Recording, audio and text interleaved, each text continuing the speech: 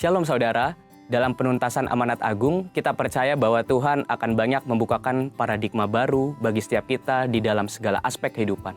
Dalam VOP kali ini, kita akan membahas paradigma baru di dunia marketplace. Mungkin kita pernah mendengar statement ada hari untuk bekerja, berbisnis, dan mencari uang. Sedangkan kalau hari Minggu, waktunya untuk melakukan hal-hal rohani seperti beribadah dan pelayanan. Nah, ini adalah prinsip dikotomi, yaitu membedakan antara pelayanan di gereja dan pekerjaan di marketplace. Seakan-akan hal-hal rohani itu lebih superior dan tidak bisa dicampur dengan kegiatan dalam dunia usaha. Tuhan tidak menginginkan hal itu. Dalam Kisah Para Rasul dituliskan, ada 40 mujizat sebagai pernyataan kuasa Roh Kudus melalui para rasul dan murid-murid Tuhan Yesus lainnya. Yang menarik ternyata dari 40 peristiwa, hanya satu peristiwa yang terjadi di tempat yang rohani, yaitu di gerbang indah di Bait Allah. Sisanya terjadi di tempat-tempat publik dan melibatkan murid-murid yang bekerja juga di marketplace. Ini menunjukkan bahwa Tuhan ingin menyatakan kehadirannya di dunia marketplace, di antara para pelaku bisnis, karyawan, pedagang, juga di antara profesi-profesi lainnya. Karena itu seharusnya pekerjaan, bisnis, dan profesi yang kita geluti di marketplace dapat dijalani dengan sukacita, sambil terus menikmati persekutuan yang intim dengan Tuhan. Jadi pekerjaan bukanlah sesuatu hal yang terpaksa harus dilakukan supaya kita hidup. Sebaliknya, pekerjaan adalah ladang pelayanan untuk setiap kita berkarya dalam kasih pada Tuhan dan sesama, sebab Tuhan lebih dahulu memberkati dan mengasihi kita. Biasanya, setiap kita melakukan pekerjaan atau berbisnis adalah untuk memenuhi kebutuhan kita. Namun, oleh karena kehadiran kita sudah dipenuhi Roh Kudus, dunia usaha seperti kantor-kantor, pabrik, pasar, dan tempat lainnya pun dapat dipenuhi oleh hadirat Tuhan. Selain itu, orang percaya dengan pertolongan Roh Kudus akan menghasilkan karya-karya yang hebat di marketplace untuk kemuliaan Tuhan. Sebagaimana kehadiran Tuhan membawa berbagai berkat dan kemuliaannya di gereja, hadiratnya di dunia bisnis pun dapat membawa nilai-nilai kerajaan Allah, kuasa mujizat, bahkan keselamatan bagi orang-orang yang ada di sana. Sebagai contoh, mari kita bahas bagaimana penerapan paradigma yang baru dalam dunia bisnis. Poin pertama, kita perlu mengundang hadirat Tuhan di tempat pekerjaan kita dengan berdoa, memuji, dan menyembah Tuhan. Jika memungkinkan bersama-sama dengan sesama anak Tuhan di tempat pekerjaan kita. Poin kedua, dengan menerapkan paradigma Allah dalam dunia bisnis. Mari kita lihat beberapa contoh paradigma Allah dibandingkan dengan paradigma dunia dalam memandang beberapa aspek bisnis berikut ini. 1. Tujuan bisnis. Paradigma dunia menekankan bagaimana memperoleh laba sebesar-besarnya dengan menghalalkan segala cara. Hal ini berbeda dengan paradigma Allah mengenai perolehan laba sebagai hasil dari efisiensi penggunaan sumber daya. Perusahaan memberikan produk atau jasa yang berkualitas sebagai pelayanan kepada masyarakat. Pengurangan kualitas yang tidak etis demi memperoleh keuntungan sebesar-besarnya tidaklah dapat ditolerir. Yang kedua, karyawan. Dunia menganggap karyawan sebagai modal manusia yang tidak berbeda dengan mesin atau modal yang dipaksa untuk memberikan hasil secara konsisten. Dalam paradigma Allah, karyawan dianggap sebagai partner bisnis yang dapat diberikan kesempatan untuk memiliki sebagian bisnis. Misalnya melalui program kepemilikan saham untuk karyawan. Yang ketiga, pajak. Dunia tidak asing dengan cara-cara penghematan pajak sekalipun melanggar ketentuan perpajakan atau menyembunyikan fakta yang sesungguhnya. Dalam paradigma Allah, penghematan pajak tidaklah salah selama memanfaatkan fasilitas yang disediakan oleh pemerintah. Nah, seringkali pertanyaan yang muncul setelah mengetahui paradigma Allah dalam berbisnis adalah, bagaimana mungkin saya mendapatkan untung jika melakukan hal-hal seperti itu? Dalam buku Business Ethics in Biblical Perspective karangan Michael E. Keverky, ditunjukkan hasil penelitian yang dilakukan terhadap 207 perusahaan selama 11 tahun. Hasilnya, 20 perusahaan yang menduduki ranking teratas adalah perusahaan-perusahaan yang menekankan pentingnya nilai integritas. Sebagai kesimpulan, di era Pentakosta ketiga ini, di mana Roh Kudus dicurahkan kepada semua orang, maka setiap kita yang berusaha dan bekerja di marketplace perlu meminta pengurapan Roh Kudus dalam pekerjaan kita dan menerapkan paradigma Allah. Pengurapan ini menjadikan kita excellent dan unggul dalam bidang usaha serta pekerjaan kita, sehingga kita dapat menjadi saksi di marketplace dan ikut ambil bagian dalam amanat agung. Saudara, untuk penjelasan lebih lengkapnya dari tim teologi kami, silakan buka link yang ada di atas atau scan QR Code yang tersedia. Tuhan Yesus memberkati.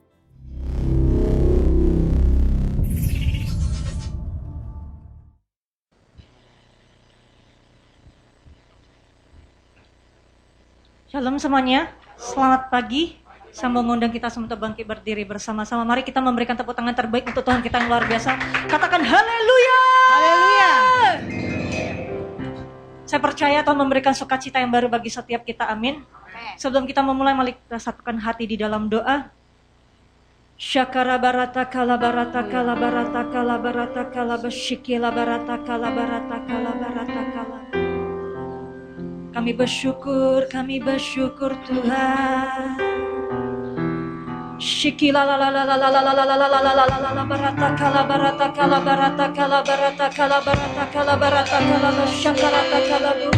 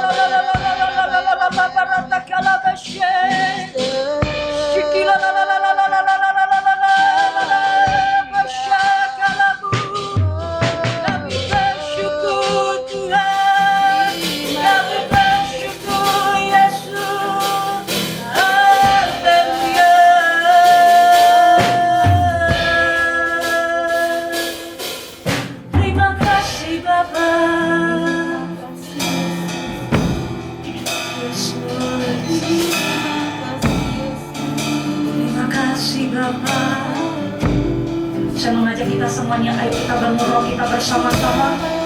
Shikira barata kala barata kala barata kala basyakara barata kala barata kala basy. Hura barata kala la la la la la la la la la la la la basyakara la la la la la la la la la barata kala ba. Kami naikkan ucapan syukur. Shikirabu.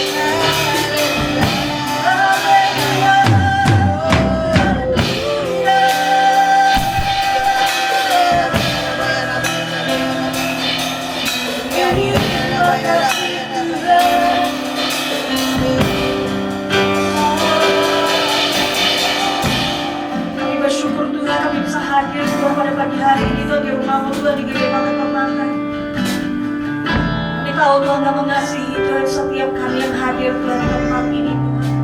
Bila hadirat-Mu, lawatan-Mu Tuhan meliputi setiap kami.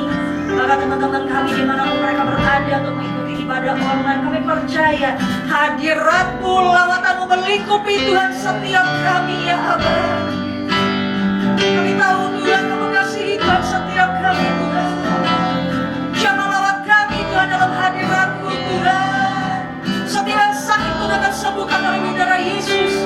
Yang berbeban berat Tuhan akan lepaskan. Tuhan akan memberikan kelegaan. Tuhan akan memberikan jalan keluar. Tuhan akan menghibur dan menguatkan setiap kami di dalam nama Tuhan Yesus Kristus. Syukurkan hati kami Tuhan pada pagi hari ini, sehingga kami bisa memuji, menyembah, memuliakan Engkau. Kami bisa belajar kepada firman-Mu Tuhan pada pagi hari ini bagi setiap kami ya Bapak. Terima kasih Tuhan kebaikan-Mu adalah acara kami Tuhan dari awal pertama sampai akhir. Kami serahkan Tuhan ibadah kami Tuhan ke dalam tangan kasih-Mu. Bekerjalah Tuhan di tengah-tengah kami ya Allah. Hanya di dalam nama Tuhan Yesus Kristus kami mengucap syukur dan berdoa. Kita sama-sama katakan amin. Katakan haleluya. Haleluya. Mari kita sama-sama perkatakan Mazmur 91. Dalam lindungan Allah, orang yang duduk dalam lindungan yang maha tinggi dan bermalam dalam naungan yang maha kuasa akan berkata kepada Tuhan, tempat perlindunganku dan kubu pertahananku, Allahku yang ku percayai. Sungguh dialah yang akan melepaskan engkau dari jerat penangkap burung, dari penyakit sampar yang busuk. Dengan kepaknya ia akan menudungi engkau, di bawah sayapnya engkau akan berlindung. Kesetiaannya ialah perisai dan pagar tembok. Engkau tak usah takut terhadap kedahsyatan malam, terhadap panah yang terbang di waktu siang, terhadap penyakit sampar yang berjalan di dalam gelap, terhadap penyakit menular yang mengamuk di waktu petang. Walau 1000 orang rebah di sisimu dan 10.000 di sebelah kananmu, tetapi itu tidak akan menimpamu. Engkau hanya menontonnya dengan matamu sendiri dan melihat pembalasan terhadap orang-orang fasik. Sebab Tuhan ialah tempat perlindunganmu, yang maha tinggi telah kau buat tempat perteduhanmu. Malapetaka tidak akan menimpa kamu, dan tulah tidak akan mendekat kepada kemahmu. Sebab malaikat-malaikatnya akan diperintahkannya kepadamu untuk menjaga engkau di segala jalanmu. Mereka akan mengentang engkau di atas tangannya, supaya kakimu jangan terantuk kepada batu. Singa dan ular tedung akan kau langkahi, engkau akan menginjak anak singa dan ular naga. Sungguh hatinya melekat kepadaku, maka aku akan meluputkannya, aku akan membentenginya, sebab ia mengenal namaku. Bila ia berseru kepadaku, aku akan menjawab. Aku akan menyertai dia dalam kesesakan. Aku akan meluputkannya dan memuliakannya. Dengan panjang umur akan kukenyangkan dia, dan akan kuperlihatkan kepadanya keselamatan daripadaku. Amin. Amin. Haleluya. Amin. Tuhan baik, amin. Katakan kiri kanan, bergiranglah bersama Tuhan. Bergirang bersama Tuhan. Mari kita bersama-sama memuji menyembah Tuhan. Amin.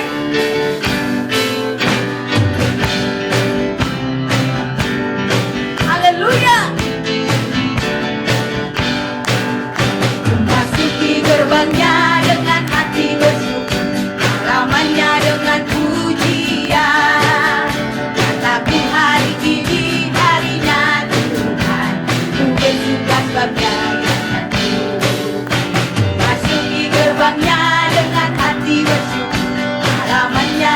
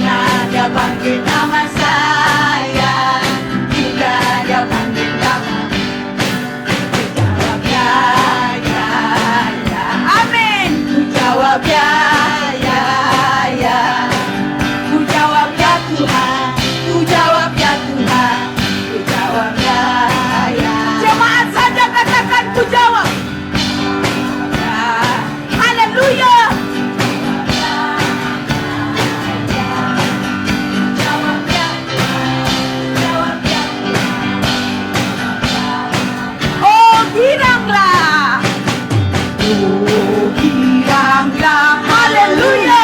Oh giranglah, puji Tuhan Yesus amat cinta pada saya. Oh giranglah, oh girang, haleluya.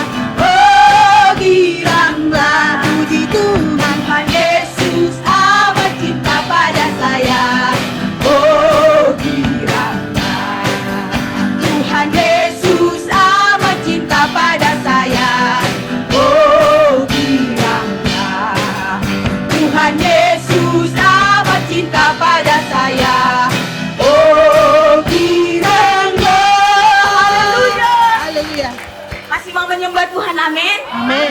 Kali ini setiap kita jangan yang jaim, mari menari, amin. Amin. Kita menari bersama dengan Tuhan, amin. Lihat kiri kanan kamu disayang Tuhan.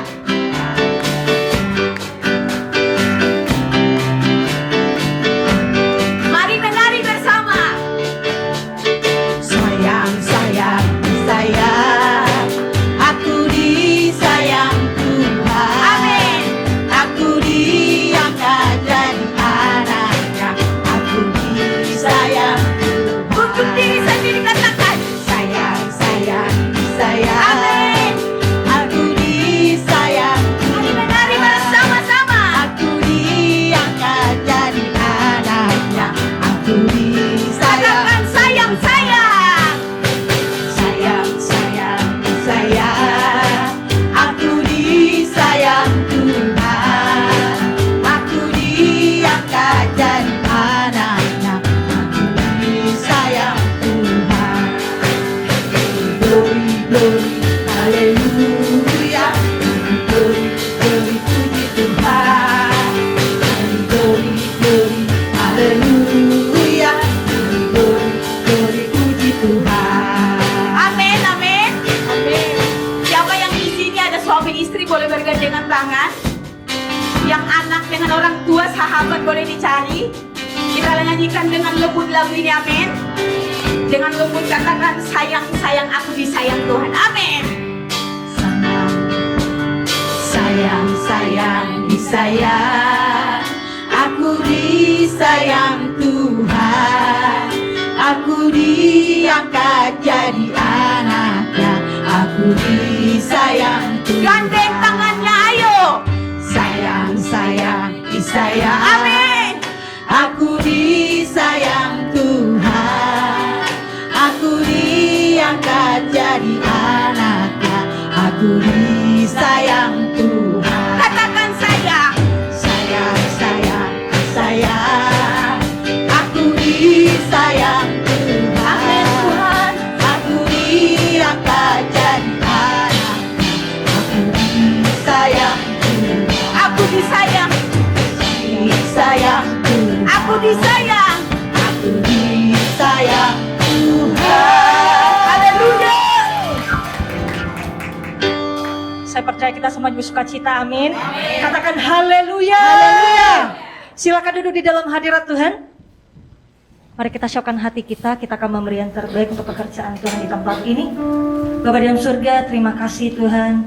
Berkati Tuhan setiap kami, di dalam keluarga kami, kesehatan kami, pelayanan kami, bisnis, pekerjaan kami. Orang-orang yang kami jumpai, kami percaya itu adalah orang-orang yang berkualitas membangun Tuhan setiap iman kami. Dan kami akan menjadi saksi Kristus dimanapun kami berada. Terima kasih buat kebaikan-Mu. Ini waktunya kami akan memberikan yang terbaik untuk pekerjaan Tuhan di tempat ini. Dan setiap anak-anak-Mu Tuhan yang akan kembalikan Tuhan persepuluhan, persembahan khusus, persembahan ucapan syukur. Bila setiap tangan-tangan yang akan memberi, Tuhan kembalikan 100 kali lipat ke lumbung setiap anak-anak-Mu. Dan kami mau memberi dengan sukacita yang berasal daripada Engkau. Hanya di dalam nama Tuhan Yesus Kristus kami mengucap syukur dan berdoa. Haleluya. Amin. Amin. Selamat memberi semuanya.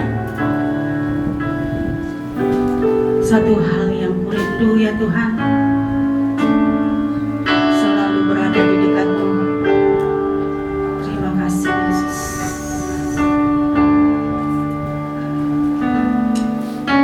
Satu hal yang kurindukan ya Tuhan,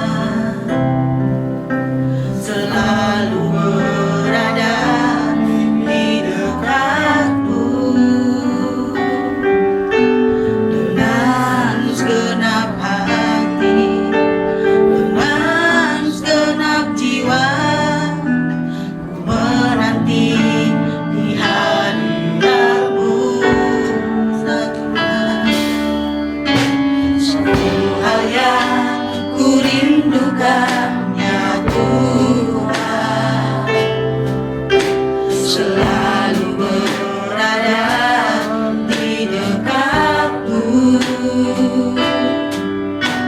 Dengan senang hati, dengan senang jiwa, ku menanti di hadiratmu.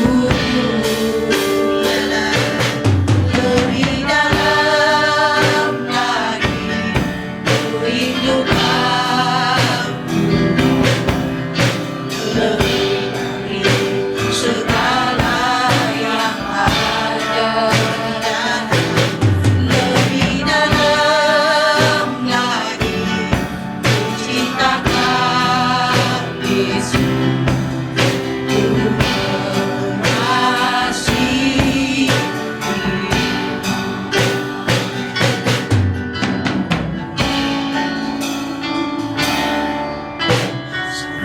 Hal yang ku rindukan ya Tuhan, selalu berada di dekatmu. Dengan senang hati, dengan senang jiwa, ku menanti di hadiratmu. Satu hal yang ku rindukan ya Tuhan, selalu berada di dekatmu. Dengan senang hati, dengan senang jiwa, ku menanti di hadiratmu. Lebih dalam lagi ku rindukanmu, lebih dari segala yang ada. Lebih dalam lagi cintakan Yesus, ku mengasihi. Lebih dalam lagi, lebih dalam lagi ku rindukanmu, lebih dari segala yang ada. Lebih dalam lagi cintakan Yesus, ku mengasihi.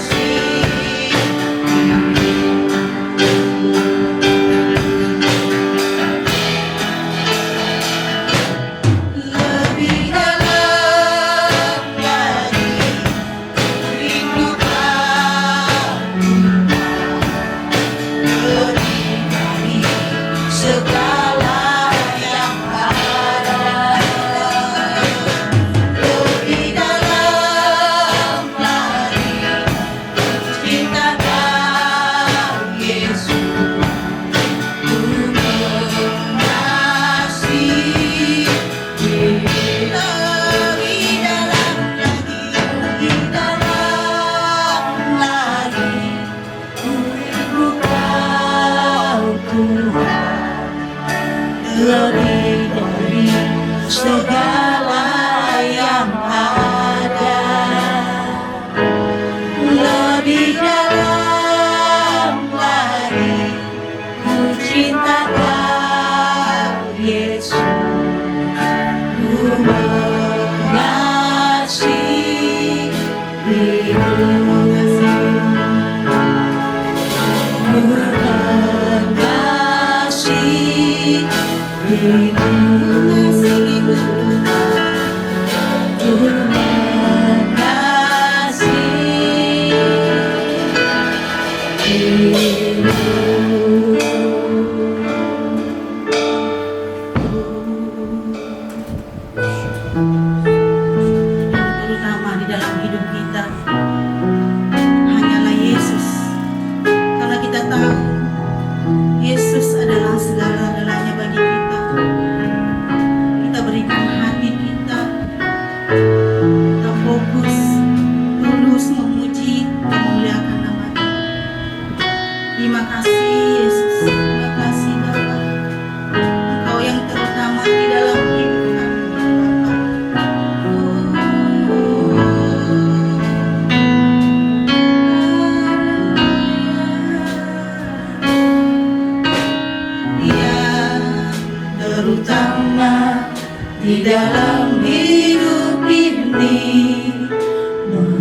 meninggikan nama Yesus yang terutama di dalam hidup ini, memuliakan namanya yang terutama di dalam hidup ini, meninggikan nama Yesus yang terutama di dalam hidup ini, memuliakan namanya. Haleluya, haleluya, saya mencintai Yesus. Haleluya, haleluya, saya mencintai Yesus. Haleluya, haleluya, saya mencintai Yesus. Haleluya, haleluya, saya mencintai Yesus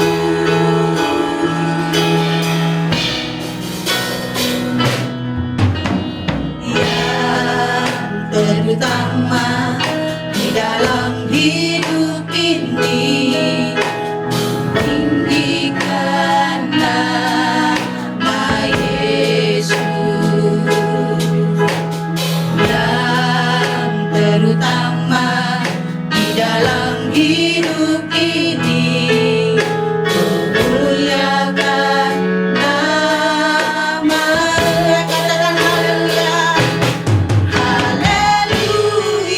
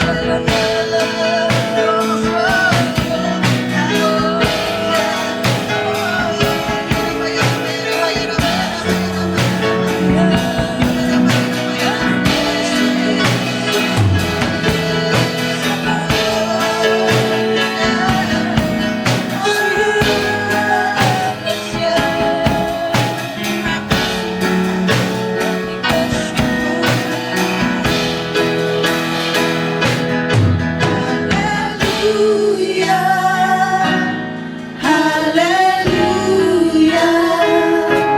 saya mencintai Yesus. Haleluya, haleluya, saya mencintai Yesus.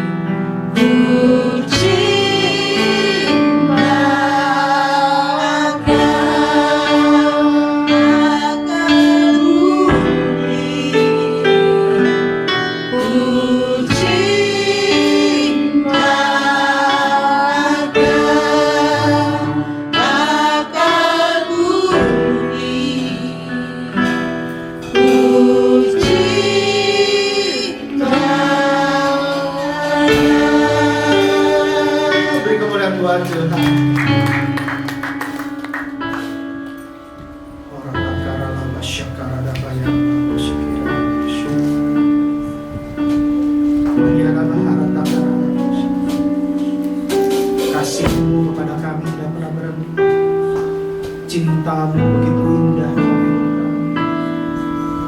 Izinkan kami merespon kasih dan cinta-Mu Tuhan dengan segenap hati, jiwa, akal budi, dan bahkan kekuatan kami.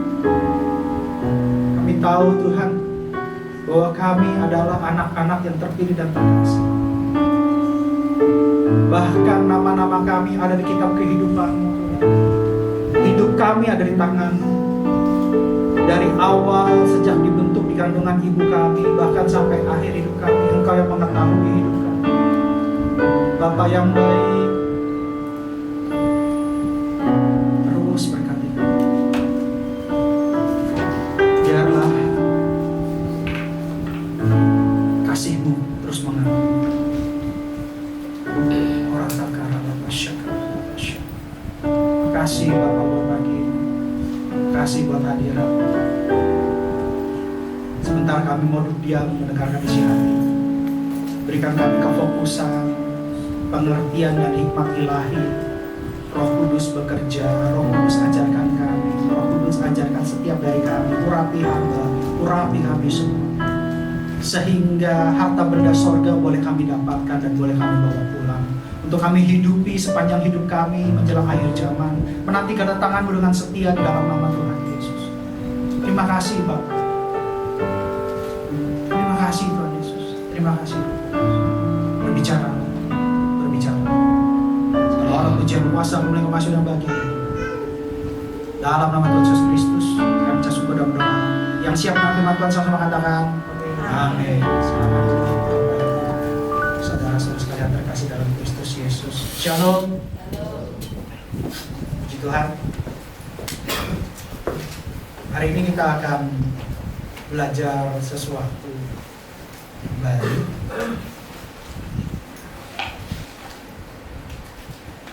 Sebenarnya kalau tadi lihat VOP itu firman Tuhan yang disiapkan oleh Roh Kudus itu harusnya dibawakan hari ini ya. Tapi karena satu dan lain hal, kita tunggu saja waktunya Tuhan. Mungkin minggu depan. Tadi seiring saya begitu dengar tentang marketplace gitu ya. Marketplace yang membawa dampak itu langsung klik. Tapi itu biar kita simpan buat minggu depan. Karena semalam saya dan anak saya masih kerja di Bank Mandiri, dan saya bilang sama anak saya, kita kalau kerja itu harus lakukan untuk Tuhan, bukan untuk manusia. Ketika kita lakukan untuk Tuhan, tangan Tuhan yang akan promosikan kita di marketplace dimanapun kita berada. Kita bisa saja terbuang, kita bisa saja tidak diterima, tapi kalau kita yang promosikan Tuhan, dimanapun kita ditempatkan Tuhan, sekalipun kita mulai dari awal, pasti kita akan bertumbuh. Yang terpenting, lakukan segala sesuatu untuk Tuhan, bukan untuk manusia. Jadi semalam pinggang saya kena Bapak Ibu, saudara-saudara sekalian, karena saya pasang kabel di bawah meja sales group. Jadi sales group kita atur jaringannya, dan terus terang kalau bank itu di atasnya cantik, tapi kalau di kolong mejanya itu luar biasa. aksesoris daripada karyawan dan karyawati, belum lagi filing kabinet, pekerjaan yang menumpuk. Jadi sangat messy, sangat berantakan. Jadi kita harus move dulu, harus direlokasi dulu, baru kita bisa kerja. Dan hoki terus terang agak kesulitan masuk ke dalam, karena mejanya sempit. Ya harus saya yang kecil, imut-imut ini masuk ke dalam. Apa yang terjadi? Pinggangnya kena. Nah tadi malam, puji Tuhan, saya punya istri yang bukan hanya cantik, tapi baik hati. Dia keriking saya, dan hari ini saya jalannya tidak terbungkuk-bungkuk. Ya, saya jalannya agak tegak sedikit. Puji Tuhan, Tuhan kirimkan istri saya yang bisa menolong saya. Tuhan Yesus baik. Katakan Tuhan Yesus baik. Haleluya. Nah, berbicara marketplace, saya tidak mau berbicara untuk minggu ini, tapi minggu depan. Hari ini kita diajarkan sesuatu yang baru. Katakan harta benda sorga yang baru.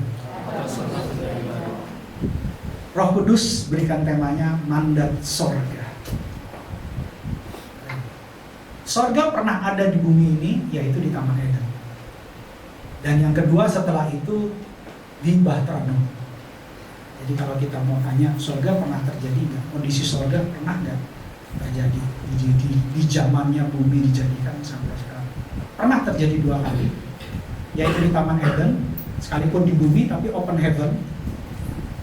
Dan Bahtera Nuh, pada saat ada goncangan tetap ada sorga yang hadir di sorga. Nah, berbicara tentang kitab Kejadian, bahwa Allah, pada mulanya Allah menciptakan langit dan bumi, lalu Allah menciptakan semuanya, dan kemudian manusia diciptakan. Kita harus tahu mandat sorga, kita harus tahu destiny kita harus tahu blueprintnya Allah terhadap kita. Karena kita diciptakan serupa segala dengan Allah. Hidup kita berharga, hidup kita sementara. Dan ini penting, kita harus menyadari ini. Kenapa? Karena hidup itu nggak ada yang kekal, kecuali setelah hidup. Di sini ada yang pernah main cilukba? Pernah menikmati masa kecil main cilukba? Petak umpet? Pernah ya? Ada yang tidak pernah merasa? Generasi Z kayaknya sekarang nggak pernah gadget ya. Kalau petak umpet kayaknya, saya rasa Novena nggak pernah main petak umpet. Saya rasa nggak ada zaman main congklak, ya. Main bekel, 4 kali nggak. Nah, hidup itu sementara. Itu ditekankan sama Roh Kudus. Hidup kita sementara dan hidup kita berharga. Kenapa sementara? Kita tutup mata di dunia, buka mata di surga. Ya, kayak ciluk, bah. Nah, itu penting. Tapi jangan sampai habis ciluk nggak ada baknya. Tua gapat manam jupan lalu gitu ya. Itu terus udah belum 1 hari kemudian udah belum anaknya hilang gitu. Nggak ketemu gitu. jadi ya hidup itu sementara di dunia ini. Kita punya target sebagai anak Tuhan yang mengerti firman Tuhan, bahwa kita mau kejar yang namanya keselamatan. Yang mau katakan amin. Jadi waktu ciluk baknya itu sorga. Ya, jangan ciluk bak, orang nangis, orang jerit, jangan, serem itu. Ya, kita baknya itu sorga. Nah, kita harus ngerti nih mandatnya sorga. Apa sih mandat sorga? Kita buka Kejadian 2 ayat 15. Kita harus belajar dulu. Tuhan tuh pernah sampaikan apa melalui Musa tentang kitab Kejadian. Kejadian 2 ayat 15 sampai 17. 3 ayat dulu. Yang sudah buka Alkitab elektroniknya, mungkin ada yang bawa Alkitab juga, katakan amin. Memang satu gembala ini nggak pernah bawa Alkitab ya. Alkitabnya udah nggak bisa kelihatan lagi. Harus pakai Alkitab digital yang ada background cahayanya baru bisa kelihatan. Demikianlah firman Tuhan, Kejadian 2 ayat 15. Tuhan Allah mengambil manusia itu dan menempatkannya dalam Taman Eden untuk mengusahakan dan memelihara taman itu. Ada 2 hal yang Tuhan tempatkan manusia di Taman Eden. Apa 2 hal itu? Pertama, mengusahakan. Yang kedua, memelihara.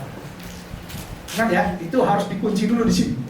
Jadi kita punya pikiran sorga, kita punya pikiran Kristus. Mengusahakan dan memelihara. Katakan, mengusahakan, memelihara.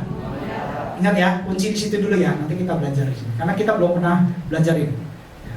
Lanjut di ayat berikutnya, di ayat 16. Lalu Tuhan Allah memberi perintah ini kepada manusia. Semua pohon dalam taman ini boleh kau makan buahnya dengan bebas. Ayat 17, karena masih koma. Tetapi pohon pengetahuan tentang yang baik dan yang jahat itu janganlah kau makan buahnya. Sebab pada hari engkau memakannya, pastilah engkau mati. Ketika kita melanggar firman Tuhan, kita pasti mati.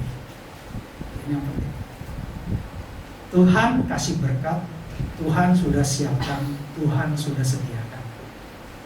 Kita ditempatkan di situ tinggal memelihara dan mengusahakan. Ada Ada dua tadi ya, mengusahakan dan memelihara. Jadi kita usahakan biar dia terus growing, dia terus bertambah dan pelihara.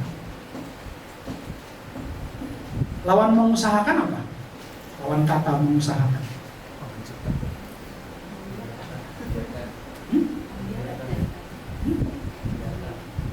Menjaga, membiarkan. Yang lain? Oke, membiarkan, mengusahakan, membiarkan. Yang lain? Mengerjakan, mengusahakan. Lawan dari tidak mengerjakan apa? Tidak mengerjakan. Terus? Membiarkan. Mendiamkan. Cuek. Jadi artinya kalau kita mengerti apa yang Allah mau pada saat kita kan kita calon kerajaan sorga kan, betul ya? Sebelum calon kerajaan sorga kita pasti dilatih. Ada di sini yang langsung kerja langsung jadi direktur tanpa ada training, baru fresh graduate langsung promosi jadi direktur. Gak ada ya. Semua pasti ada latihannya, semua ada trainingnya. Sebelum kita masuk sorga kita lagi di training di dunia ini, dalam hidup yang sementara ini, supaya menjadi hidup yang berharga, investasi berharga. Ketika kita di surga, kita sudah nggak kaget, kita sudah nggak takut. Biasa bunyi nyembah, tepuk tangan, teriak-teriak, ya kan? Wah, lompat-lompat. Tadi saya betul-betul excited ya, karena lagu tadi sayang. Itu salah satu lagu favorit saya. Sekarang rupanya sudah di-upgrade sama Tuhan. Yesus sayang kau, Yesus sayang, sangat sama Tuhan. Yesus sayang orang semua. Jadi itu upgrade versi upgrade ya tuh gitu ya. Jadi saya suka lagu-lagu kayak gitu. Nah tadi saya excited dan begitu masuk dalam penyembahan lagu terakhir itu, saya di situ saya dijamah Tuhan. Tadi kita berbagi menara doa. Kita minta penuaian jiwa, tapi penuaian jiwa yang maunya termaterai dan bertumbuh. Kita maunya yang seperti ini. Kalau nggak bertumbuh, saya karena waktu dan juga. Kembali lagi ke sini. Ketika kita tidak tahu apa maunya Tuhan, karena Tuhan sudah menempatkan manusia di Taman Eden, waktu itu adalah tempat di bumi yang memiliki koneksi ke surga, open heaven. Kenapa? Karena Allah berjalan-jalan di hadapan manusia. Jadi itu open heaven. Itu destiny kita, itu tujuannya kita, itu planningnya Allah buat kita orang yang percaya. Katakan amin. Kita harus melatih diri kita, mengerti bahwa kita harus mengusahakan dan memelihara. Mengusahakan itu berarti harus ada aktivitas. Memelihara itu kita harus jaga. Saya kemarin tegur Tuhan. Kenapa? Saya punya ikan dari 300 ekor tinggal 5. Tapi ternyata pernikahan yang kudus itu benar-benar punya keturunan ilahi yang banyak. Saya dulu pernah kesaksian ya, ikannya saya kuduskan pernikahannya, langsung telur dia jadi 300. Banyak itu. Panik saya langsung. Tapi seiring, sekarang udah umur 4 tahun. Tinggal tersisa 5 wanita, 5 gadis bijak.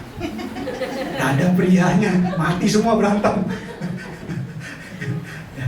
Jadi Tuhan bilang, kamu punya ikan banyak, kamu gak rawatnya kayak begitu, akhirnya tinggal 5. Dalam hitungan hampir 4 tahun nih. Saya bilang, Tuhan saya masih rawat. Dan kemarin itu karena gak ada pakannya habis, saya beli yang beku. Dan itu saya masih tanya berdua sama Kiki, ikannya belum makan, kasihan. Coba tuh ikan punya kaki, saya sedia itu makanan suruh ambil sendiri gitu. Sayangnya kan harus kita yang eskalasi gitu. Ya. Nah di sini kita belajar bahwa mandat yang Tuhan berikan itu secara garis besar ada 2. Yang pertama itu mandat kultural. Kenapa mandat kultural? Karena ini ada di taman untuk kita usahakan dan kita pelihara supaya bisa kita punya makanan. Mandat kultural. Nanti saya jelasin. Yang kedua adalah mandat spiritual, yaitu di ayat 19 tadi ya. Ayat 17. Ayat 17. pohon pengetahuan tentang yang baik dan yang jahat itu janganlah kau makan buahnya, sebab pada hari kau memakannya pastilah kau mati. Mandat spiritual, apapun yang Tuhan firmankan, jangan dilanggar. Ada mandat kultural, ada mandat spiritual. Ada dua nih. Makanya dibilang mandat sorga, karena kita calon warga negara sorga. Nah sekarang, apa yang terjadi ketika manusia melanggar mandat ini? Yang dilanggar bukan mandat kulturalnya, yang dilanggar mandat spiritualnya. Coba kita lihat Kejadian 3 ayat 16. Biasa saya main yang 15, sekarang yang 16. Kejadian 3 ayat 16. Jadi manusia melanggar. Ketika manusia melanggar, kita tahu ceritanya ya. Adam tidak mendengar firman secara langsung dari Allah. Hawa tidak mendengar firman secara langsung dari Allah. Yang mendengar firman secara langsung adalah Adam. Oke? Sehingga iblis memakai kesempatan itu, lalu mengkontaminasi pikirannya Hawa dengan buah yang kelihatannya indah, enak, menarik, cantik, gitu ya. Dan akhirnya itu melanggar firman Tuhan. Sayangnya Adam di dekat Hawa tidak mengambil keputusan atau memberi batasan. Kemarin yang saya udah khotbah di ruang pengajar tentang batasan. Padahal Adam adalah pemimpin. Adam adalah kepala keluarga. Adam adalah imam. Ini yang laki-laki harus mengerti. Jadi kalau jadi perempuan punya laki-laki yang terserah deh, mendingan jangan. Laki-laki itu harus punya keputusan, pemegang keputusan. Dia imam. Itu alkitabiah. Laki-laki harus berpegang kepada firman. Waktu dia jadi pemimpin, jadi nahkoda, bahtera kehidupannya, bawa kapal itu kepada jalur kebenaran. Sehingga firman Tuhan, satu orang diselamatkan, seisi rumah diselamatkan. Ini penting. Sayangnya Adam tidak melarang Hawa, jangan, Tuhan bilang gak boleh makan. Malah Adam ikut memakan. Kita tahu, akhirnya mereka dibuang ke Taman Eden. Dari Taman Eden. Tetapi kita harus tahu apa yang hukuman yang terjadi. Demikianlah firman Tuhan Kejadian 3:16. Firmannya kepada perempuan itu, perempuan yang bukan laki-laki dulu. Perhatikan di sini. Yang dihukum sama Tuhan perempuan itu. Kenapa? Perempuan yang kasih. Makanya banyak tokoh-tokoh Alkitab jatuh karena perempuan. Simpson, perempuan. Salomo, perempuan. Daud, perempuan. Gara-gara kamar mandi gak ada atap, makanya gak boleh tuh ya kamar mandi bikin atap. Kalau nggak ada atapnya tulisannya rusak. Gitu. Jangan. Banyak yang gak ada atap. Jadi harus hati-hati. Makanya laki-laki harus memimpin perempuan. Kenapa? Laki-laki tulang rusuknya kurang satu, udah dikasih ke perempuan. Makanya perempuan lebih kuat. Saya percaya itu tuh alkitabiah. Ya tulang rusuknya lebih daripada laki-laki. Tulang rusuknya lebih. Amin. Kuat dia. Tapi ingat pemimpinnya laki-laki. Nah ini biar terjadi keseimbangan dalam keluarga. Tuhan mau ada keseimbangan, keharmonisan. Seperti alam seimbang. Laut tidak pernah melebihi batas pantai. Air sumur walaupun airnya nggak pernah habis, dia tidak pernah luber. Itu keseimbangan alam. Awan yang kayak kapas nggak pernah jatuh. Itu keseimbangan alam. Nah, Tuhan mau juga ada keseimbangan dalam keluarga kerajaan Allah. Itu penting. Nah, kembali lagi ke sini, firman-Nya kepada perempuan itu, susah payahmu waktu mengandung akan kubuat sangat banyak, dengan kesakitan engkau akan melahirkan anakmu, namun engkau akan birahi kepada suamimu dan dia akan berkuasa atasmu. Sudah ditentukan bahwa laki-laki tetap memegang peran. Seiring zaman pun, kalau ada operasi sesar, saya mau tanya perempuan-perempuan di sini yang pernah melahirkan, operasi sesar sakit kan? Gini, operasi sesar kalau zaman dulu sih nggak boleh ngeliat ya. Zaman sekarang katanya sih laki-lakinya, suaminya boleh ikut dalam ruangan operasi ya. Saya juga nggak tahu. Tapi yang saya mau tahu gini, kan itu dijahit tuh. Ya. Pertanyaannya, setelah dijahit ada rasa sakit gak? Atau memang nggak sakit? Saya nggak tahu, saya nggak pernah operasi sesar. Sekarang nggak sakit. Jadi ada sakitnya nggak waktu melahirkan? Dan kalau kita ambil operasi sesar, bukan melahirkan sama mama, atau total nggak ada sakit, tetap ada sakit. Berarti firman Tuhan nggak gugur kan? Atau anak teknologi manusia firman Tuhan gugur dan gagal? Tetap ada sakitnya kan? Tetap ada sakit. Dan bahkan pada saat mengandung, kenapa dibuat sangat banyak?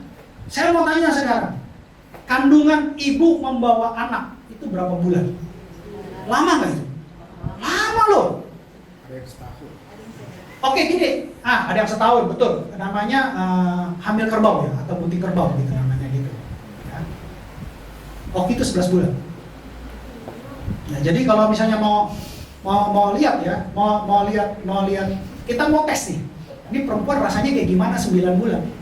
Udah, saya kasih tahu aja. Bawa aja ransel yang isinya penuh laki-laki ya, taruh depan. 9 bulan jangan dilepas. Ke WC, tidur, bawa kayak gitu. Ya bagi bapak-bapak yang sudah mengandung 3 bulan tanpa ada penanggung jawab nggak apa-apa, maksudnya gendut perutnya nggak apa-apa. Copot talinya. Tapi saya kira itu nggak mudah bagi seorang wanita.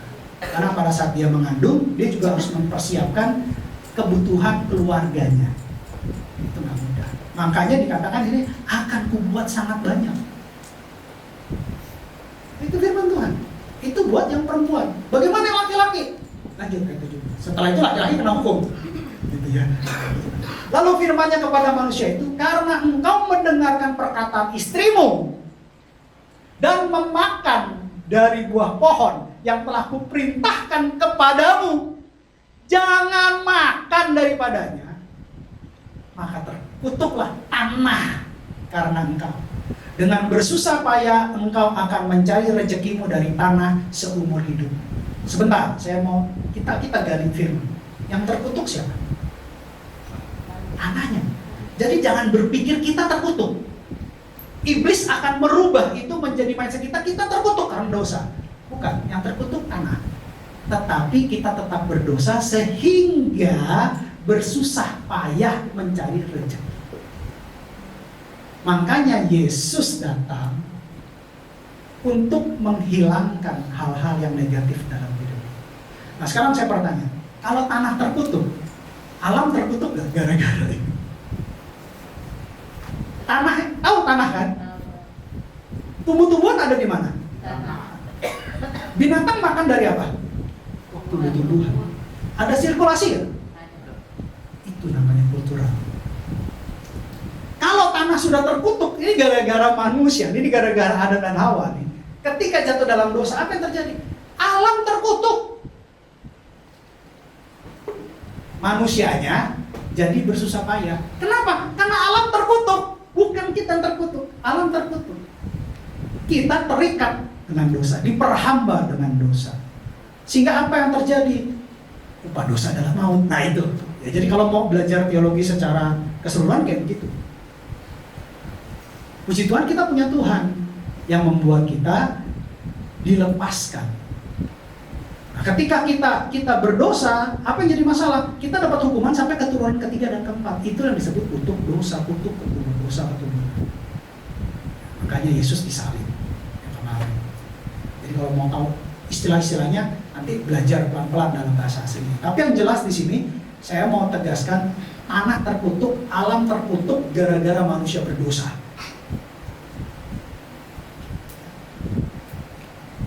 Itu yang kita harus pikirkan. Lanjut ayat 18, perhatikan di sini. Semak duri dan rumput duri yang akan dihasilkannya bagimu, dan tumbuh-tumbuhan di padang akan menjadi makananmu. Jadi dulu itu kalau di surga saya kira itu luar biasa mungkin ya. Saya nggak tahu, saya nggak pernah ke surga sih. Tapi kalau saya bayangkan pasti di sana tuh indah. Mungkin nggak ada rumput duri, mungkin saya nggak tahu. Karena semak duri dan rumput duri ini baru dinubuatkan atau diperkatakan oleh Allah, difirmankan oleh Allah setelah manusia jatuh dalam dosa.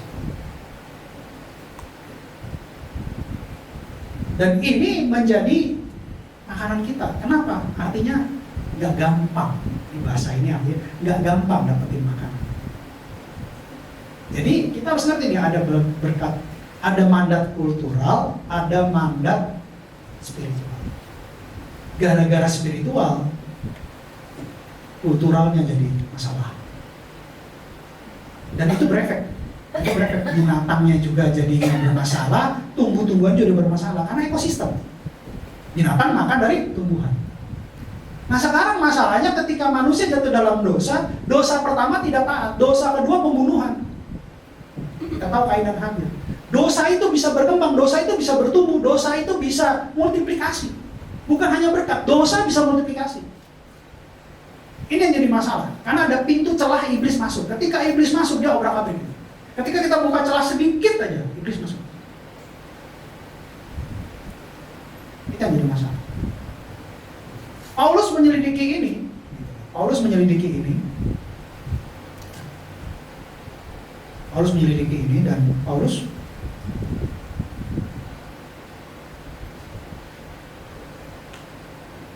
lanjut ayat 19, masih ada satu ayat lagi. Sorry, saya tambahin lagi satu. Dengan berpeluh engkau akan mencari makananmu sampai kau kembali lagi menjadi tanah, karena disitulah engkau diambil, sebab engkau debu dan engkau akan kembali menjadi debu. Saya mau tanya sekarang. Beberapa waktu ini kita lihat kebanyakan pemakaman itu diakhiri dengan kremasi. Kenapa? Untuk mengirit biaya. Tapi saya jadi bertanya, karena banyak orang yang mengerti firman Tuhan tapi melegalkan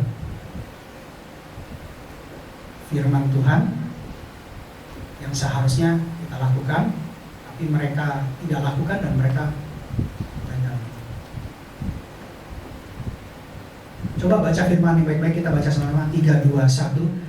Dengan berpeluh engkau akan mencari makananmu sampai engkau kembali lagi menjadi tanah, karena dari situlah engkau diambil, sebab engkau debu dan engkau akan kembali menjadi debu. Sekarang saya mau tanya, debu atau abu?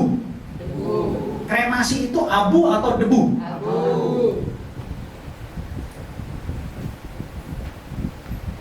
Kalau kita sudah mengerti firman, mengenal firman, saran saya jangan kremasi. Pak, dananya mahal, dananya begini, dananya begitu.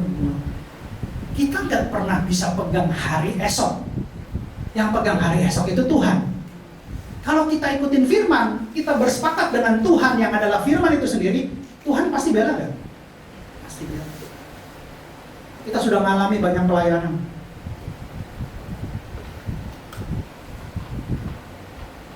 Gimana cara doanya saya juga ngerti. Dari tanah kembali kepada tanah, ya kan? Debu kembali pada debu, nyawa pada pemiliknya. Terus jadi kita ngomong apa? Dari tanah kepada air. Hah? Kan kalau sudah dibakar biasanya diarung tuh bilang. Terus kita bilang dari abu kembali menjadi abu. Tentang firman, debu kembali menjadi debu. Jadi saya kira di luar sana sudah banyak yang aneh-aneh. Mungkin bertentangan dengan saya. Kalau saya prinsipnya satu, saya ikutin firman. Ya, kalau kalian bertentangan jangan sama saya, bertentangan sama firman. Dasarnya firman. Jadi hati-hati ya. Kita ikutin firman aja. Kita nggak usah nyimpang dari firman. Kita nggak usah adu argumen, nggak usah. Acuan kita ingat. Doktrin yang kita pelajari bertahun-tahun di tempat ini dasarnya adalah firman. Jangan sampai mengajarkan orang tanpa firman. Ya, yang terbaik firman. Jadi di sini dikatakan dengan berpeluh. Sekarang saya mau tanya, ada nggak di sini orang kerja tanpa keringat? Ada Pak, saya di ruangan AC. Saya nggak pernah keringetan. Memang kerja di AC nggak ada keringetan, tapi stres bisa nggak jadi keringat dingin. Pernah dengar keringat dingin di AC tapi keringetan? Saking takut, saking stres. Firman Tuhan nggak mungkin gugur dan nggak mungkin gagal. Jadi dua, mandat kultural, mandat spiritual. Paulus, salah satu rasul yang menurut saya cukup cerdas, dia tulis tulisan ini. Nanti perhatikan. Ini bagus. Kita buka Roma 8 ayat 18. Nah, kita belajar. Kita mulai masuk ke inti core-nya nih.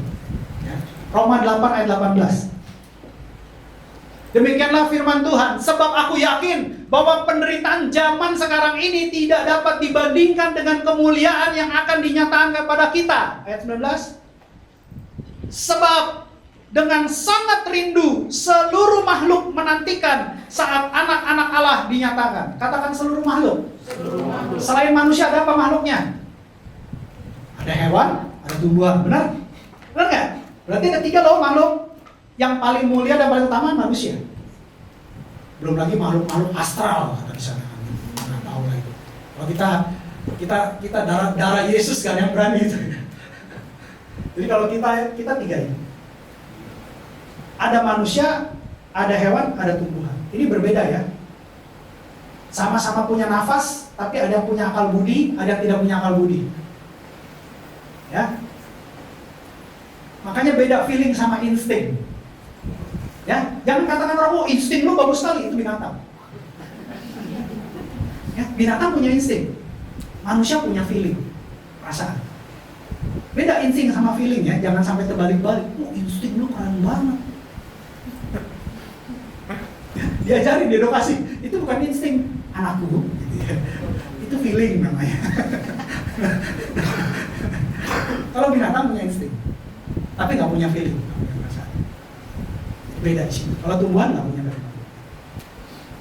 Dia harus mengerti. Nah sekarang seluruh makhluk merindukan anak-anak Allah dinyatakan. Kenapa? Di surga, di Taman Eden semuanya bahagia. Semua tumbuh-tumbuhan, semua hewan sukacita, damai sejahtera. Tapi gara-gara manusia jatuh dalam dosa, apa yang terjadi? Alam juga terkutuk. Alam menderita. Tanah terkutuk. Gitu. Otomatis tumbuh-tumbuhan juga tidak sesegar di surga. Ditambah lagi keserakahan manusia. Pohon ditebang. Terus kebun-kebun sawit jadi satu arah doang, jadi cuma homogen gitu, jadi sawit semua, udah bukan heterogen gitu, jadi bukan macam-macam tumbuh-tumbuhan. Nah sekarang pertanyaan, memang sawit bagus buat manusia, tapi binatang lain bisa makan sawit nggak? Hah? Bisa nggak? Tadinya dia makan mungkin tumbuhan apa gara-gara diratakan gitu, bagus sawit bagus buat ekonomi bagus. Tapi kan hal-hal yang begini ini yang secara tidak langsung kondisi alam jadinya sudah tidak seimbang. Ya, harus ngerti nih. Jadi ekosistemnya nggak seimbang. Karena kalau misalnya makanannya nggak ada, populasi binatangnya juga akan berkurang, Pak. Pasti, sudah pasti itu. Itu keterkaitan. Nah ini kan nggak ada yang berpikir. Padahal itu mandat kultural di zaman manusia ditaruh Taman Eden. Selama ini kita bicara spiritual, firman. Sekarang saya mau tanya deh, pernah nggak kepikir gitu ya? Kalau ini semua nih di Batam ini, pohon digantikan dengan solar cell lampu jalan. Wah itu gimana itu kalau panas itu? Itu satu. Pernah nggak kepikir, kita yang hobinya mungkin ada yang pelihara opi, guguk, ya, ada yang pelihara burung, gitu ya, buat suaranya, ada ikan, tiba-tiba punah semua.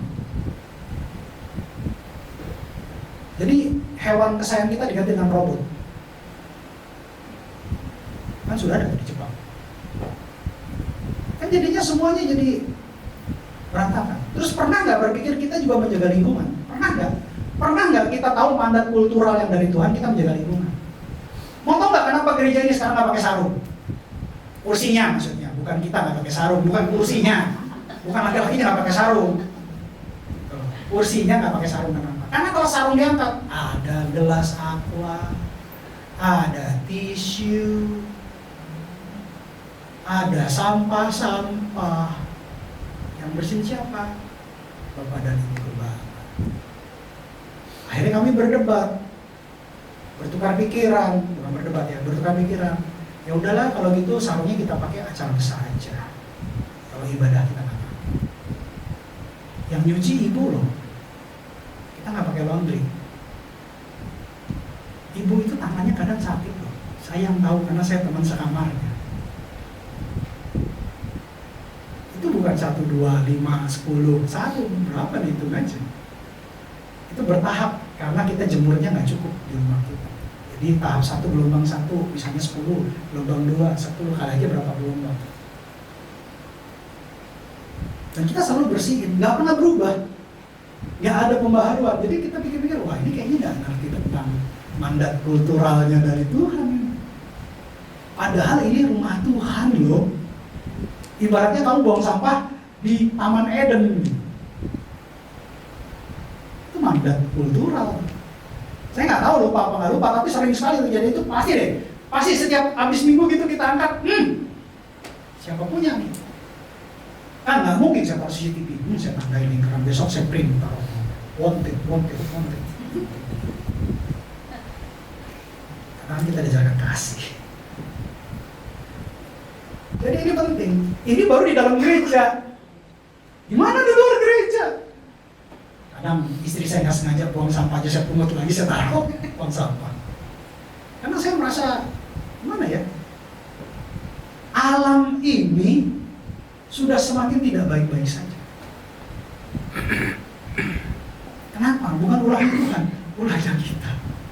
Paulus bilang gini, sebab aku yakin bahwa penderitaan zaman sekarang ini tidak dapat dibandingkan dengan kemuliaan. Jadi ketika manusia dimuliakan, maka tanah dan alam juga ikut dimuliakan. Itu keren banget. Ya bahkan dikatakan di ayat 20 dan 21 begini. Demikian firman Tuhan, karena seluruh makhluk telah ditaklukkan kepada kesia-siaan, bukan oleh kehendaknya sendiri, tapi oleh kehendak Dia yang telah menaklukkannya. Tetapi dalam pengharapan, ayat 21, tetapi dalam pengharapan karena makhluk itu sendiri juga akan dimerdekakan dari perbudakan kebinasaan dan masuk ke dalam kemerdekaan kemuliaan anak Allah. Jadi mereka jadi binasa, mereka jadi punah, mereka menderita, mereka terkutuk gara-gara Adam dan Hawa jatuh dalam dosa. Mereka menunggu, semua makhluk menunggu sampai kita semua dimuliakan, karena mereka juga ikut dimuliakan, masuk dalam kemuliaan itu. Makanya tidak ada ekosistem singa makan kelinci, atau misalkan kucing makan tikus. Karena semua ekosistemnya sudah berjalan di dalam kemuliaan Allah. Karena di surga tidak pernah terdengar cerita tiba-tiba kelinci itu dimakan oleh harimau. Nggak ada begitu. Nggak ada kisah serigala sama babi itu. Kan ada tuh yang babi itu, 3 babi, terus ada serigala gitu, dia bangun dari batu, dari rumput gitu. Nggak ada tuh kisah serigala sama babi. Serigala sama babi di surga nggak musuhan, temenan. Apalagi serigala berbulu, temenan itu sama babi. B2 ya. Jadi nggak ada masalah itu. Nah oleh sebab itu di ayat 22 dan 23 dikatakan begini, sebab kita tahu bahwa sampai sekarang segala makhluk sama-sama mengeluh dan sama-sama merasa sakit bersalin, kena hukuman, kena kutuk. Ayat 22 dan 23, dan bukan hanya mereka saja, tetapi kita yang telah menerima karunia sulung roh, kita juga mengeluh dalam hati kita sambil menantikan pengangkatan sebagai anak, yaitu pembebasan tubuh. Jadi semua sedang menantikan ini. Jadi jangan hanya berpikir kita masuk surga, kita masuk surga. Makhluk hidup yang lain juga menantikan pengharapan yang sama. Ketika kita dimuliakan,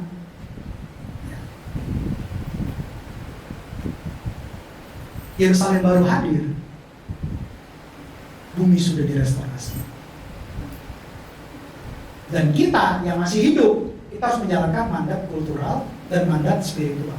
Bukan hanya melakukan firman yang berprinsip kepada kehidupan, tapi juga kultural. Ya, saya senang tuh kalau tempat Pak Wendy. Banyak makanannya. Dan saya heran juga, Tuhan izinkan tuh di seberang ruko itu ada tanah lebih. Jadi setiap sampah-sampah non-organik, gitu ya, habis makan jambu, saya bilang sama Pak Wendy, Pak, buangnya Pak, buang aja Pak ke situ Pak, jadi pupuk. Saya bilang keren juga ini. Sayang rumah saya nggak ada tanah kosong, saya ikutan sama Pak Wendy, buang aja di situ. Tanamin mangga, pisang.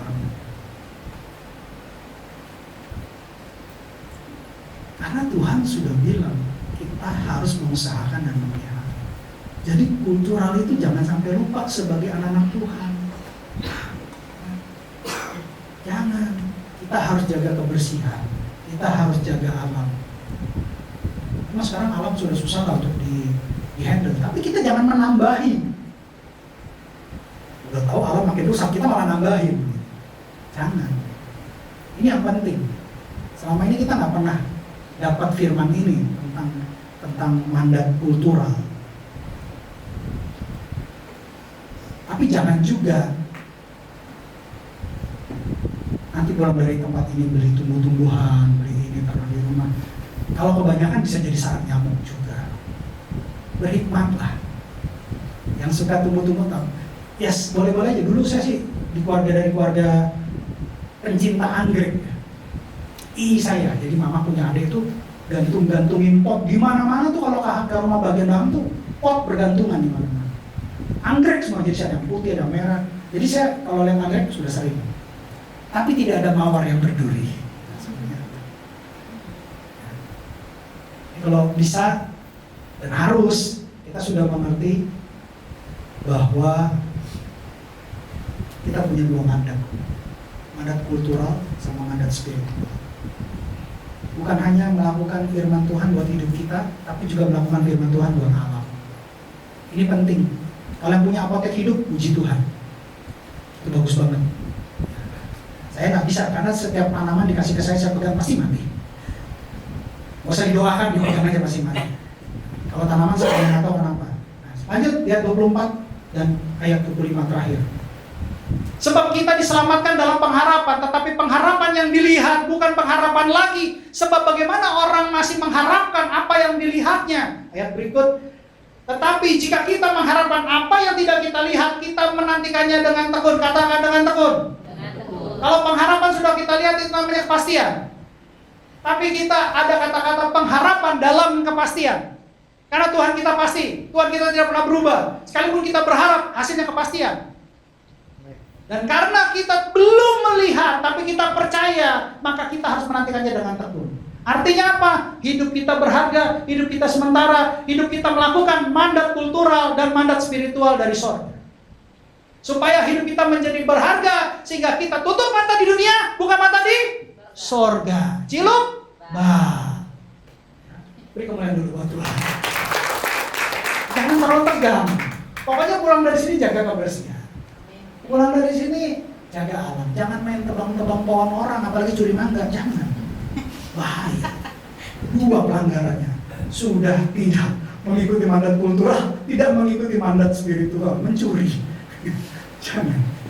Minta aja, kalau perlu belilah. Kesannya udah kekal.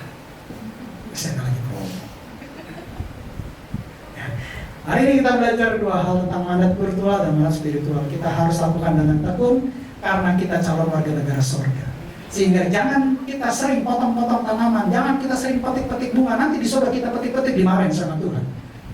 Kita cukup melihat keindahannya, kita pelihara, kita usahakan. Kalau buah boleh dimakan, karena Tuhan bilang semua buah boleh dimakan, ya. Tapi jangan makan buah si malakama. Makan buah-buah yang enak, durian. Silakan penyita durian, nanti kalau sudah di surga makan durian. Rambutan silakan. Ya. Kalau saya sih sudah berpikir, waduh Tuhan, ini kayaknya harus latihan makan buah-buahan ini. Karena nanti kita di surga, saya nggak tahu ya. Tapi saya lihat Tuhan kok boleh makan ikan ya, bakar ikan. Boleh, saya juga nggak tahu. Tapi yang jelas kita semua mau masuk surga. Amin. Tuhan Yesus memberkati. Haleluya. Bapak, Ibu, saya undang untuk berdiri, pemusik, saya undang untuk maju ke depan. Kita nyanyikan lagu terhubung. Karena ketika kita terhubung, kita mengerti apa kehendak Tuhan. Ketika kita terhubung, kita mengerti artinya mandat surga. Ketika kita terhubung, kita akan takut menantikan kedatangan Tuhan dan melakukan mandat kultural dan mandat spiritual. Ya, pemusik.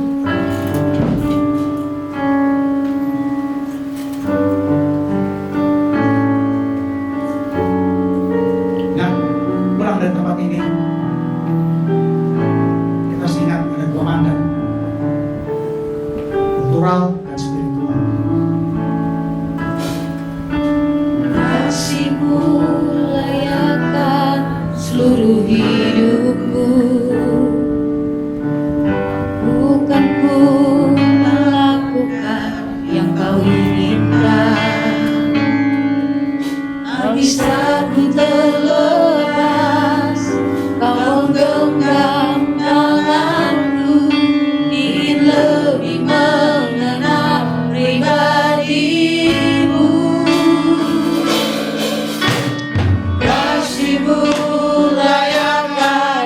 seluruh hidupku. Mampukan ku melakukan yang kau inginkan. Tak bisa ku terlepas, kau menggenggam tanganku, ingin lebih mengenal pribadi dirimu. Ku terhubung denganmu, selalu melekat di hatimu. Firman-Mu itulah dasar hidupku, yang berdaulat atas. Ku terhubung denganmu, selalu melekat di hatimu. Firman-Mu itulah dasar hidupku, yang berdaulat atasku. Lebih sungguh-sungguh lagi kita nyanyikan lagu ini. Kasih-Mu layakkan seluruh hidupku. Mampukan ku melakukan yang kau inginkan. Tak bisa ku terlepas, kau menggenggam tanganku, ingin lebih mengenal pribadi-Mu. Ku terhubung denganmu, selalu melekat di hatimu. Firman-Mu itulah dasar hidupku, yang berdaulat atas. Ku terhubung denganmu, selalu melekat di hatimu. Firman-Mu itulah dasar hidupku, yang berdaulat atas. Terhubung denganmu, selalu melekat di hatimu. Firman-Mu itulah dasar hidupku, yang berdaulat atas. Ku terhubung denganmu, Jika selalu melekat di hatimu.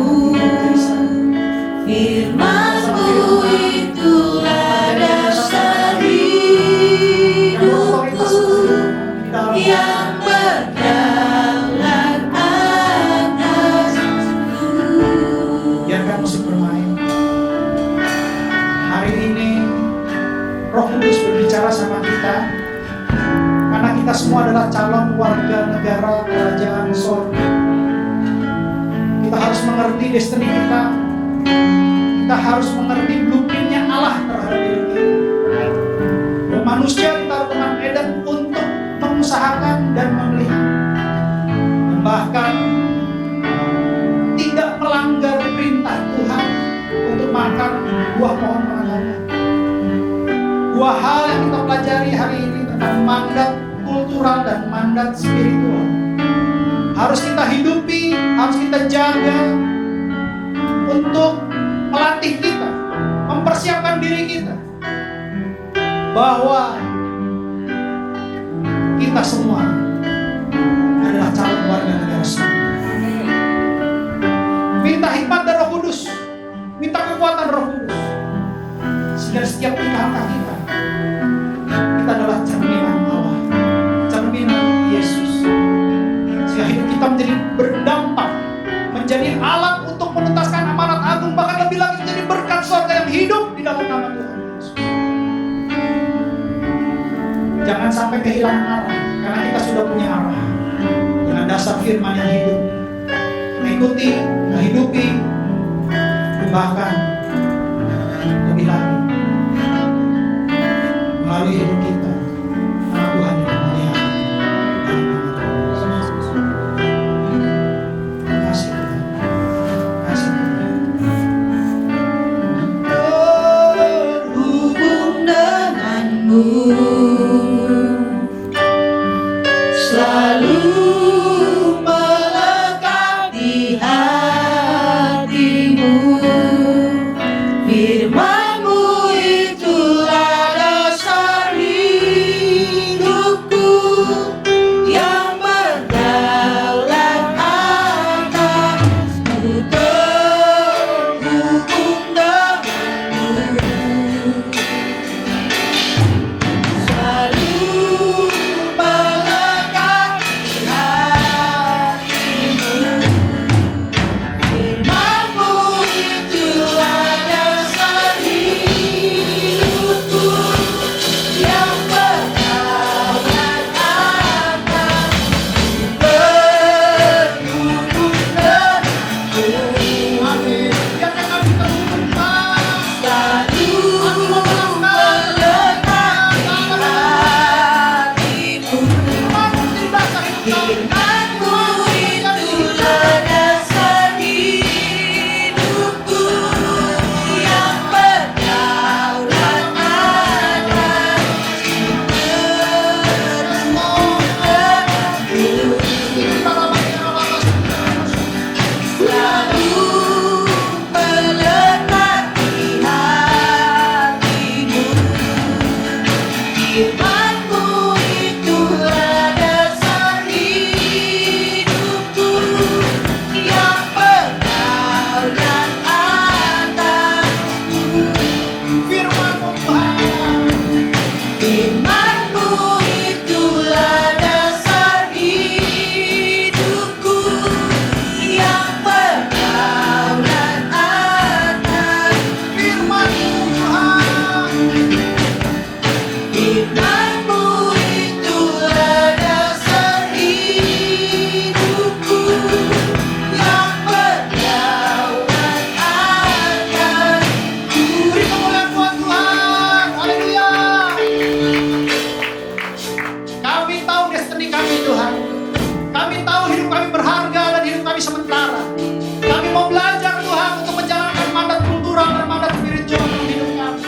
Karena kami tahu, Tuhan, bahwa kami semua makhluk hidup menunggu untuk anak-anak Allah dimuliakan. Kami sedang menantikan mendapat tubuh kemuliaan, Tuhan. Pengharapan dalam Kau adalah sebuah kepastian. Ajarkan kami untuk tetap kuat dan tekun menanti kedatangan kali kedua. Kami menjalankan mandat kultural dan mandat spiritual di dalam nama Tuhan Yesus. Kami percaya dengan pertolongan Roh Kudus, kami akan mengikuti kehendak Tuhan. Kami akan melakukan kehendak Tuhan. Karena kami mau hidup sama seperti di surga sebelum kami ada di surga. Terima kasih Bapak. Terima kasih Tuhan Yesus. Terima kasih Roh Kudus Bapak. Materaikan dalam pikiran kami, dalam hati kami. Silakan boleh menghidupi firman ini dalam nama Tuhan Yesus. Terima kasih Bapak yang baik. Terima kasih Tuhan Yesus. Terima kasih Tuhan Yesus. Mari kita buka tangan kita dan kita hati kita untuk menerima berkat yang terbaik dari Tuhan. Kekasih-kekasih Kristus, sama seperti Engkau membuka kedua tangan menutup pintu hatimu di hadapan Tuhan, pintu surga terbuka di hadapan. Pulanglah dan terimalah berkat kemenangan, berkat keberhasilan, berkat keberuntungan, berkat kesehatan, berkat kelimpahan dalam segala kebaikan, berkat pengudusan, berkat keselamatan, berkat Abraham, Ishak, dan Israel, serta kasih karunia berlimpah-limpah dan shalom dari Allah Bapa kita di sorga, melalui Tuhan kita Yesus Kristus dan persekutuan yang manis bersama dengan Roh Kudus, mulai saat ini Sampai Tuhan Yesus sendiri akan menjemput kita semua di awan-awan yang permai, pribadi lepas pribadi, sampai Maranatha, bahkan sampai selama-lamanya. Setiap kita yang sudah menerima berkat surga sama-sama katakan amin. Selamat hari Minggu, Tuhan Yesus berkati. Shalom.